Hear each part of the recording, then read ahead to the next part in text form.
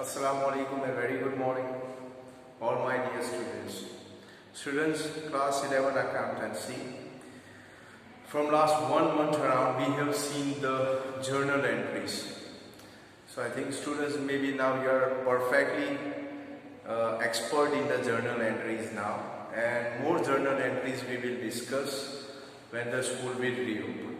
Now I want to start the new chapter in accountancy today. The chapter is subsidiary books. Students, what is the real meaning of subsidiary books? Let me just give you one example. Students, suppose you are in class 11 commerce. You have the syllabus. Now syllabus you have different subjects. Suppose account you have, BS you have, economics you have, English you have, and then you have Hindi or Arabic. Students, I am just giving you example of subsidiary books. Now students, when you have the lecture of accountancy, you write all the things in account, notebook. You also have the separate account textbook also. Students, when you have the lecture of the BS, then you write everything in the BS notebook. Similarly, when you have the lecture of economics, you write in economics, as well as in English and Hindi, Arabic also you have separate notebook. Students, just one question I would like to ask you. Let's suppose if you write all the things in one book, one notebook, account also, BS also, economics also, Hindi also, Arabic also, English also, in only one book. Why you are not doing that? What is the reason behind that? The reason is that students, that if you write all the things in one book, it will be a mixture of all the subjects, all the chapters, all the topic. And whenever you want to study, self-study at home, or whenever your teacher asks for something, it is very difficult for you to find out that particular topic if you are writing in same notebook. Okay, so that's why we make the separate books. Even in computer also we make separate folders, separate files. So similarly in accountancy also you have seen journal entries, no doubt about that. But when you start the business, when you have a business, when you have big business, you have different transactions which are like purchase of goods, purchase of asset. Cash purchase may be there, credit purchase may be there. Similarly sales, cash sells, credit sells, assets, goods may be there, service may be there. Okay, stocks may be there, assets may be there, liabilities may be there, debtors are there, creditors are there. So many things are there in your business. Now if you treat all at one place, the problem is that it is very difficult for you to find out which things are recorded at which place. So normally what we do one thing, we prepare the separate books. Like purchase book we keep separate, sales book we keep separate, purchase return, when we return the goods to someone which we have purchased, it is called purchase return. So purchase return book is separate, sales return book is separate, okay, cash transaction related book is separate. So separate books we keep. Because if we keep the separate books, it is easier for our business, it is convenient for us, more comfortable for us. Whenever we need something, we get it immediately. So we make the separate books here. Similarly, we make the separate books in the business also to record different types of transactions. So when we make the separate books, it is known as subsidiary books. Now students, how many subsidiary books are there? I just write down few here. One is purchase book.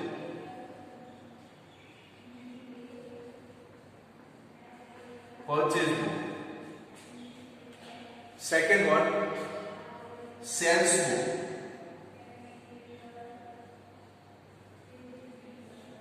Sales book. Third one, purchase return.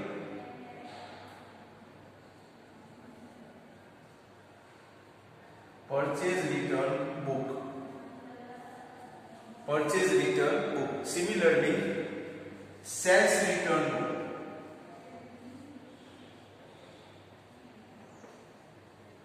Sales return book. Number 5, cash book. Number 5 is cash book. Number 6, petty cash book. I'll explain you everything. मैं आपको one by one समझाऊंगा. petty cash book. Number 7, journal proper.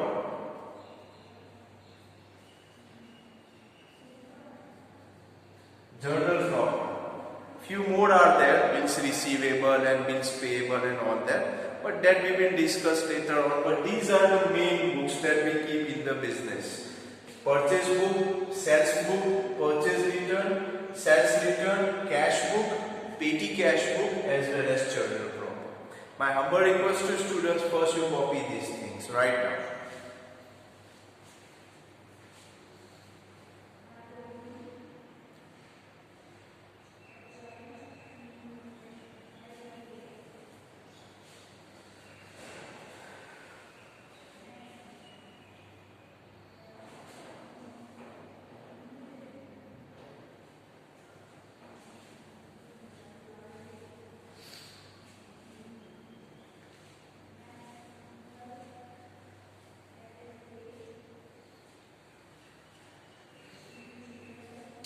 Okay, now students, I hope these things are clear to you. Now we will see all the things one by one.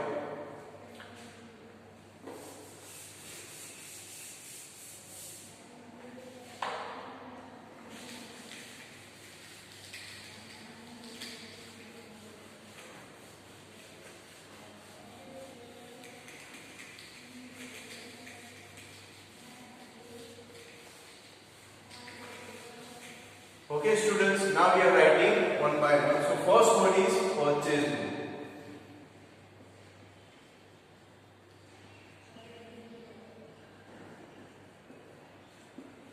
Students, as the name suggests, purchase book is related to purchase transactions. Now students, purchase means what is that you know.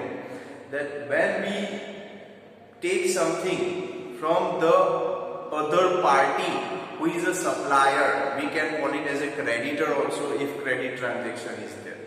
So we purchase goods or asset, and in that case whether we pay the money or not pay the money, that is second thing, but we get something from third party, that is purchase. Now when we do the purchase, we write those transactions in purchase book. Remember students, purchase related transactions are being written in purchase book.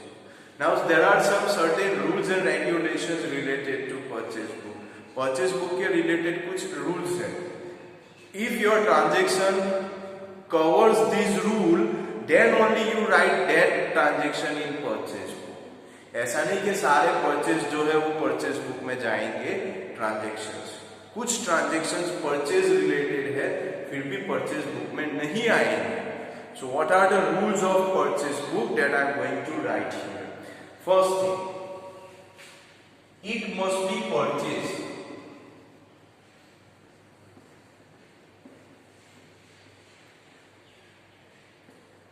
This is important. Purchase होना जरूरी है students. Sold goods यानी sale होता है वो इस book में नहीं आएगा. Brought 10,000 in the business यानी वो कैपिटल है तो वो भी इसमें नहीं आएगा. So only purchase is recorded in purchase book. Second, only goods purchased is recorded. Students, only goods purchase is recorded. इसका मतलब ये होता है कि गुड्स जो परचेज हुआ है वही रिकॉर्ड होगा. मतलब asset will not be recorded. Example, purchase the furniture of ₹10,000 from X, Y or Z. So furniture is not a goods. Furniture is asset. So though purchase is there, but because furniture is given and furniture is asset, as per the rules, it will not be recorded in purchase book. purchase machinery of 50,000. So purchase machinery, purchase is there, but machinery is an asset. So again machinery will not be recorded in purchase.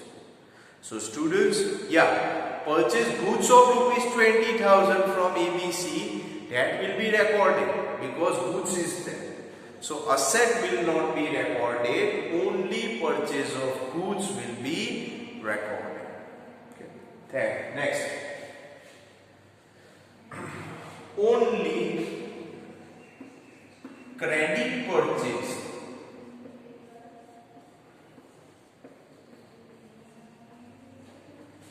is recorded. Students, credit मतलब उधार,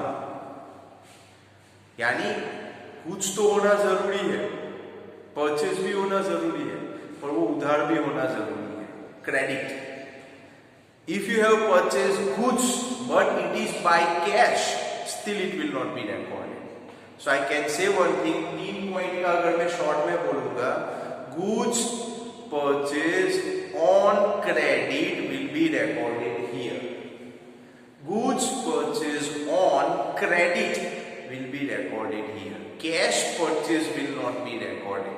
Cash purchase goods हो या asset हो, यहाँ पे नहीं आएगा. Example, goods of rupees 10,000 purchased. Now students, this is a cash transaction, party's name is not given. So even though goods is there, but that is not recorded here because transaction is cash transaction. So cash transaction will not be recorded in purchase book. I hope you are getting that. So first thing, it must be purchase transaction, purchase related. Second, only goods purchase will be recorded, asset will not be recorded. Then third, only credit purchase will be recorded. And last one, if part of transaction is cash,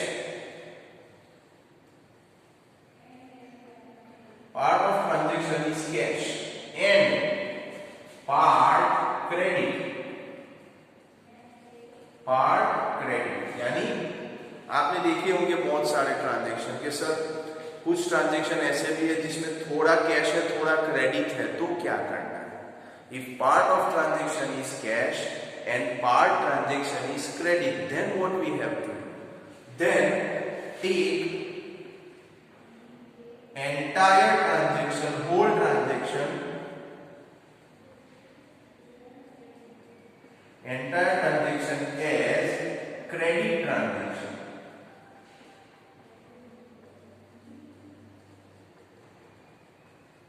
Then take entire transaction as credit transaction. Example, goods of rupees 10,000 purchased from X and paid half the amount. यानी 10,000 का goods आपने purchase किया और half पैसे आपने दिए हैं, तो हाफ दिए हैं मतलब हाफ कैश और हाफ देना अभी बाकी है मतलब हाफ क्रेडिट. तो करना क्या है, पूरा का पूरा ट्रांजैक्शन यानी 10,000 रुपीज आपको क्रेडिट समझ के परचेज बुक में लिखना है. So students, while doing the sum of purchase book you have to remember these rules, first 4 rules. Please copy this right now.